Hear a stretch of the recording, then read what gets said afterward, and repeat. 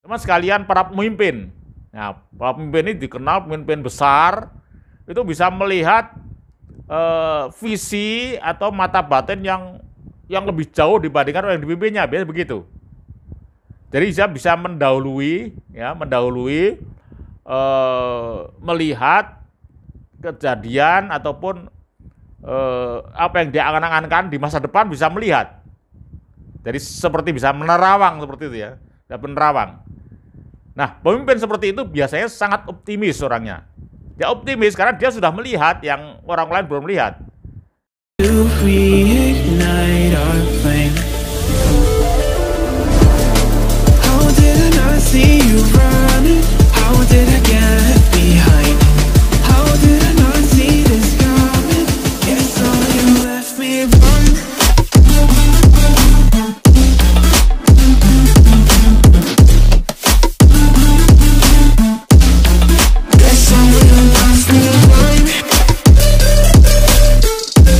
Assalamualaikum warahmatullahi wabarakatuh.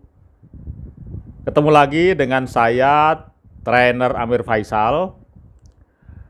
Kalau Anda ingin tahu lebih baik tentang saya, atau Anda ingin baca kurikulum vitae saya, atau Anda ingin download buku-buku bestseller saya di Gramedia, maka silahkan klik di link di bawah ini, ya, di pojok kanan bawah yang ada tanda panahnya itu. Di sana sudah tersedia semua link-linknya.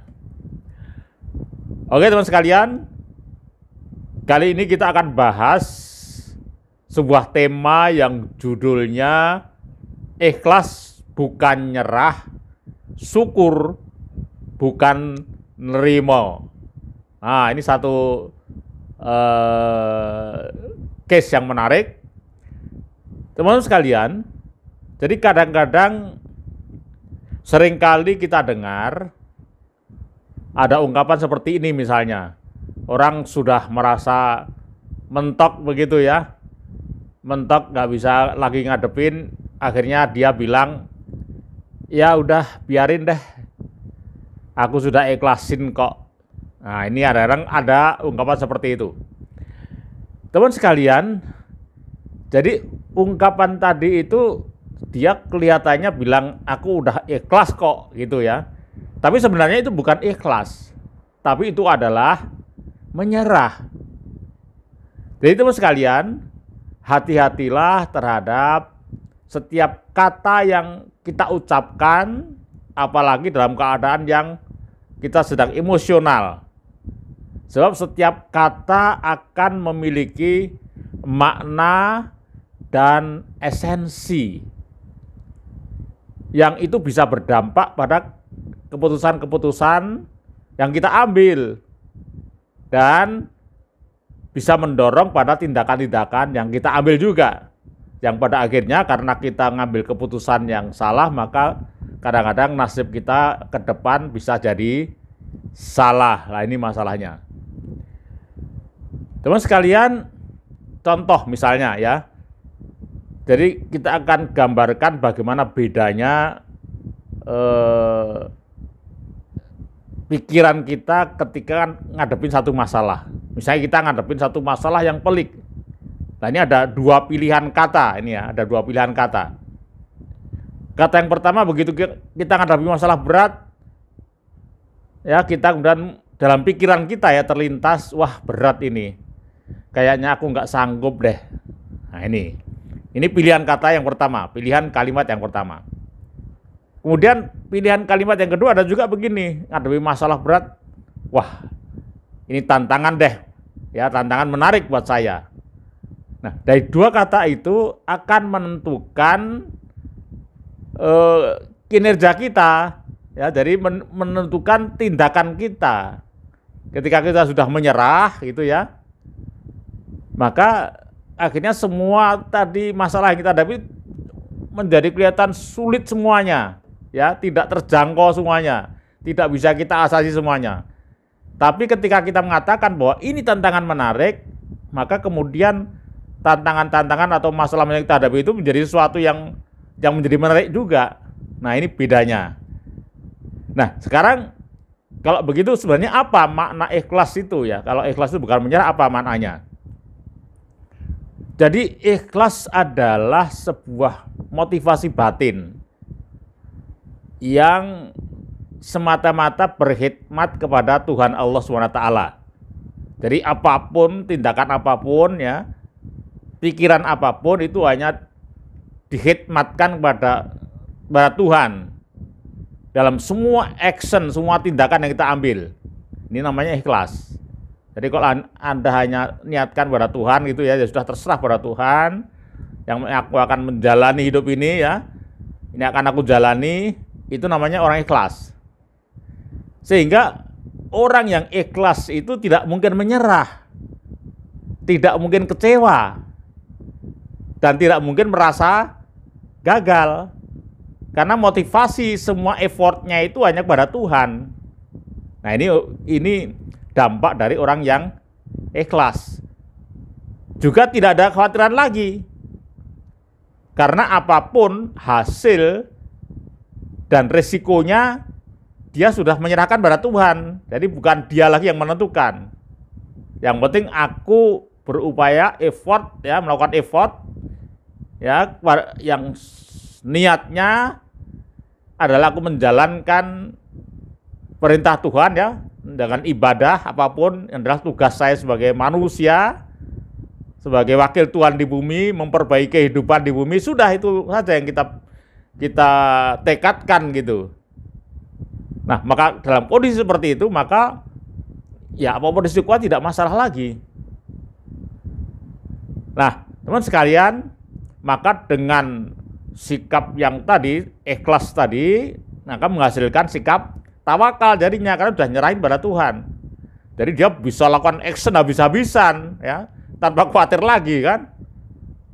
Dan tidak akan ada yang bisa menghentikan usahanya kecuali dirinya sendiri dan Tuhan. Ya.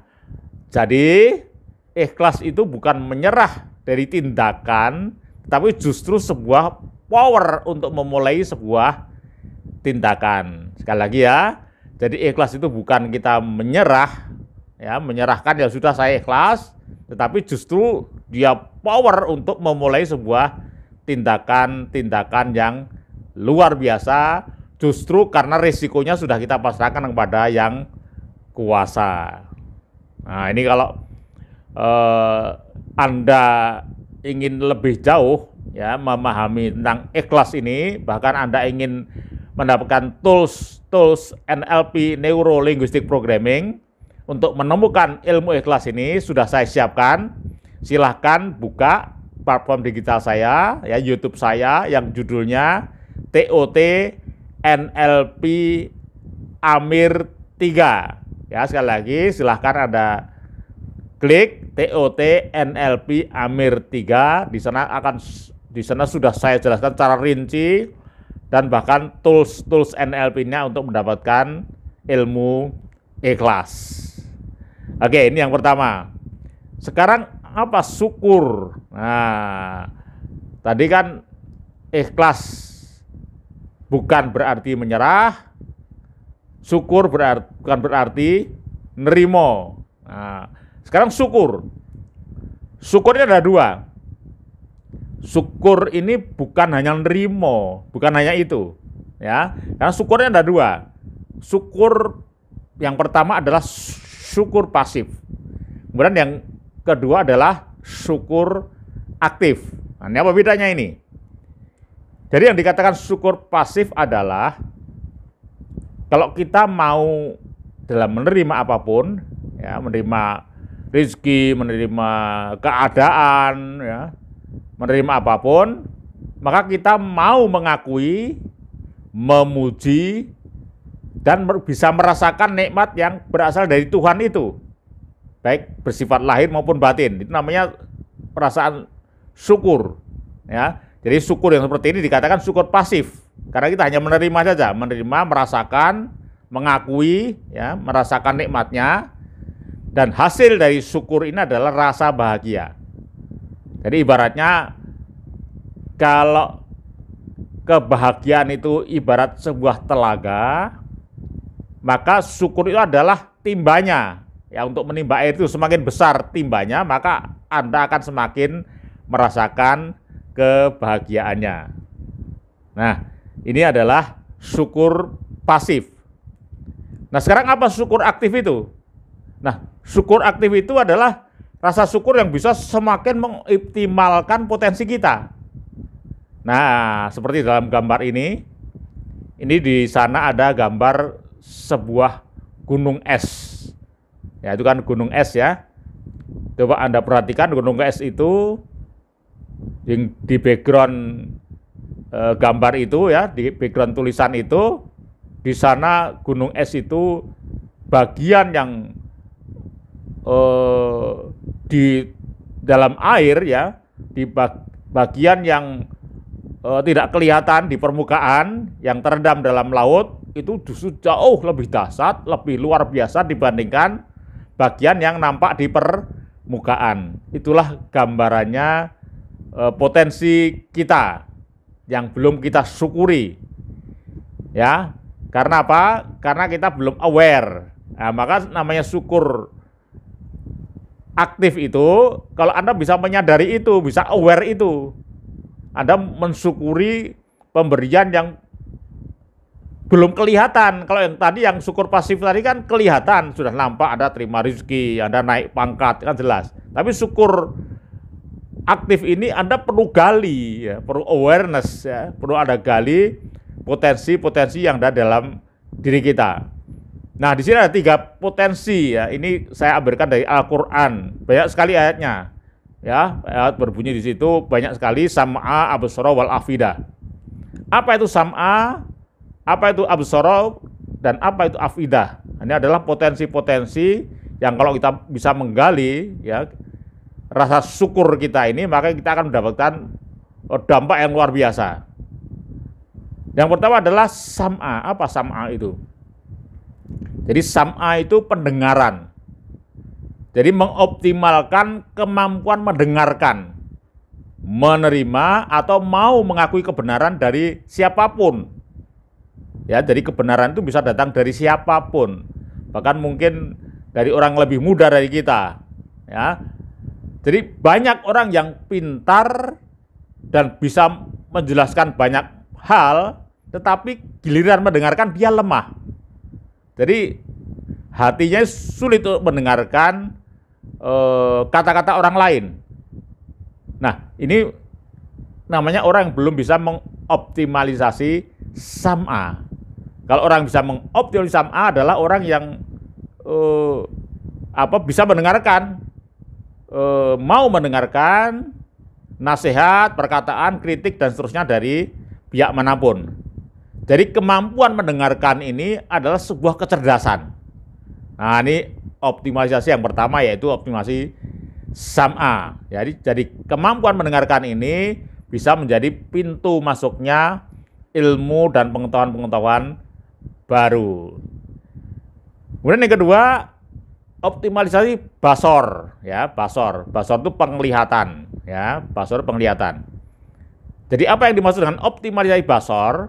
Jadi optimalisasi basor adalah kemampuan menggunakan penglihatan, ya, penglihatan penglihatan yang nyata, ya, yang kasat mata ataupun mata batin, ya, kemampuan melihat atau menangkap fenomena yang ada di alam semesta. Ya, ini untuk para penemu gitu ya, para saintek ya, saintek, dia bisa menangkap fenomena alam semesta ataupun peristiwa sosial. Nah, ini namanya orang yang mempunyai penglihatan basor, memiliki kemampuan optimalisasi basor. Atau kejelian melihat peluang. Nah, ini juga kemampuan melihat itu. Jadi orang lain tidak bisa melihat peluang, tapi Anda bisa. Maka di situ Anda bisa mengoptimalisasi basor Anda. Nah, kemudian kemampuan itu bisa kita gunakan untuk memberikan manfaat bagi diri sendiri Anda, ya, maupun bagi orang di sekitar Anda. Nah, ini kalau Anda seorang owner gitu, Anda punya kemampuan melihat, punya sensing yang bagus untuk melihat kejelian peluang bisnis, maka itu bisa memberikan manfaat pada Anda dan juga perusahaan Anda, orang-orang yang Anda pekerjakan, keluarga Anda, dan seterusnya. Nah, ini optimalisasi pasar. Nah, sekarang yang ketiga adalah optimalisasi afidah, ya. Jadi afidah ini berasal dari kata fuad. Fuad ini bahasa Arab yang berarti adalah hati atau sanubari atau hati nurani, sama. Jadi letak basor ini lebih letak afidah ini lebih dalam dibandingkan kolbu, ya. Jadi ada kolbu, dia lebih dalam lagi karena di sini lebih mantap lagi, ya. Ini menurut kata para ahli tasawuf. Jadi kalau kolbu itu hanya bisa memahami, ya, hanya bisa memahami aja, mengetahui, ya, saya paham, ya, saya mengerti, ya, understanding. Tetapi fuad ini seakan-akan bisa melihat. Jadi kalau pengetahuan itu kolbu itu hanya mengetahui, tetapi kalau fuad ini seakan-akan dia bisa melihat sesuatu yang masih misteri, masih gelap, itu menjadi kelihatan. Ini kelebihannya. Ya, jadi seperti para penemu ini kan karena dia terus berkonsentrasi, dia terus flow gitu, ya, meneliti, ya, melakukan riset, maka dia bisa melihat yang orang lain tidak bisa melihat itu. Ya, atau teman sekalian para pemimpin. Nah, para pemimpin ini dikenal pemimpin besar, itu bisa melihat visi atau mata batin yang lebih jauh dibandingkan orang yang dipimpinnya, biasanya begitu. Jadi dia bisa mendahului, ya, melihat kejadian ataupun apa yang dia angan-angankan di masa depan, bisa melihat. Jadi seperti bisa menerawang seperti itu, ya, penerawang. Nah, pemimpin seperti itu biasanya sangat optimis orangnya. Dia optimis karena dia sudah melihat yang orang lain belum lihat. Sementara orang-orang di pimpinnya masih ragu-ragu, apa benar sih ini, ya? Apa benar? Tapi dia sudah melihat. Nah, ini adalah kemampuan seseorang untuk bisa mengoptimalisasi afidahnya. Baik teman sekalian, jadi saya sendiri juga masih belajar untuk mengoptimalisasi tiga hal tadi, sam'a wal absara wal afidah. Baik, sampai ketemu pada platform berikutnya. Sekian, assalamualaikum warahmatullahi wabarakatuh.